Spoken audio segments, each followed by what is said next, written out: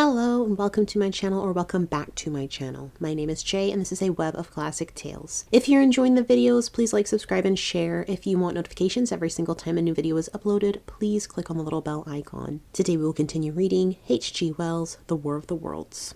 For my own part, I remember nothing of my flight except the stress of blundering against trees and stumbling through the heather. All about me gathered the invisible terrors of the Martians. That pitiless sword of heat seemed whirling to and fro, flourishing overhead before it descended and smote me out of life. I came into the road between the crossroads and Horsell, and ran along this to the crossroads. At last I could go no further. I was exhausted with the violence of my emotions and of my flight, and I staggered and fell by the wayside. That was near the bridge that crosses the canal by the gasworks. I fell and lay still. I must have remained there some time. I sat up, strangely perplexed. For a moment, perhaps, I could not clearly understand how I came there. My terror had fallen from me like a garment. My hat had gone, and my collar had burst away from its fastener. A few minutes before, there had only been 3 real things before me: the immensity of the night and space and nature, my own feebleness and anguish, and the near approach of death. Now it was as if something turned over, and the point of view altered abruptly. There was no sensible transition from one state of mind to the other. I was immediately the self of every day again, a decent, ordinary citizen. The silent common, the impulse of my flight, the starting flames, were as if they had been in a dream. I asked myself, had these latter things indeed happened?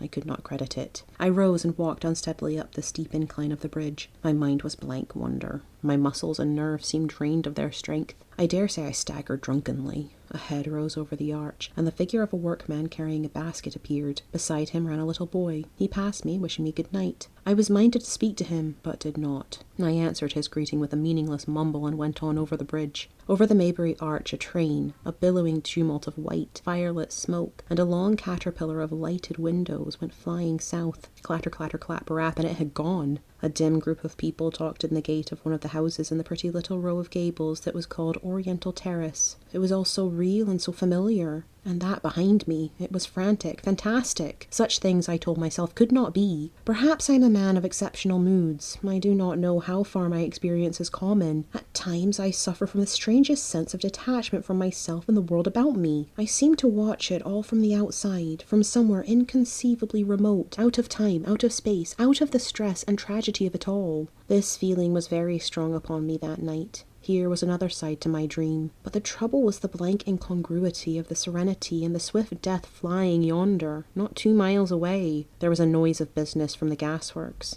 and the electric lamps were all alight. I stopped at the group of people. "What news from the common?" said I. There were 2 men and a woman at the gate. "Eh?" said one of the men, turning. "What news from the common?" I said. "Ain't you just been there?" asked the man.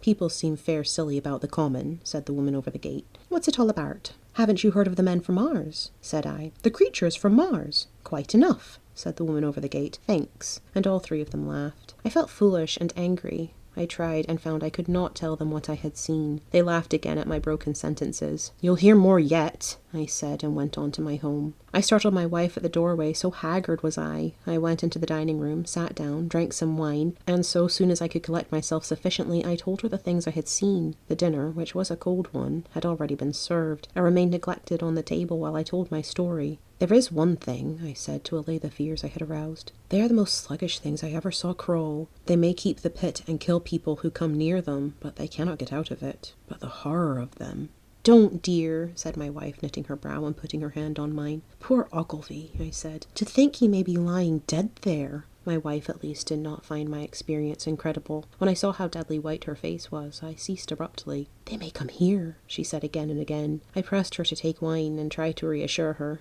"They can scarcely move," I said. I began to comfort her and myself by repeating all that Ogilvy had told me of the impossibility of the Martians establishing themselves on the earth. In particular, I laid stress on the gravitational difficulty. On the surface of the earth, the force of gravity is 3 times what it is on the surface of Mars. A Martian, therefore, would weigh 3 times more than on Mars, albeit his muscular strength would be the same. His own body would be a cope of lead to him. That, indeed, was the general opinion. Both the Times and the Daily Telegraph, for instance, insisted on it the next morning, and both overlooked, just as I did, 2 obvious modifying influences. The atmosphere of the earth, we now know, contains far more oxygen or far less argon, whichever way one likes to put it, than does Mars. The invigorating influences of this excess of oxygen upon the Martians indisputably did much to counterbalance the increased weight of their bodies. And, in the second place, we all overlooked the fact that such mechanical intelligence as the Martians possessed was quite able to dispense with muscular exertion at a pinch. But I did not consider these points at the time, and so my reasoning was dead against the chance of the invaders. With wine and food, the confidence of my own table, and the necessity of reassuring my wife, I grew by insensible degrees courageous and secure. "They have done a foolish thing," said I, fingering my wine-glass. "They are dangerous beings, no doubt. They are mad with terror. Perhaps they expected to find no living things, certainly no intelligent living things.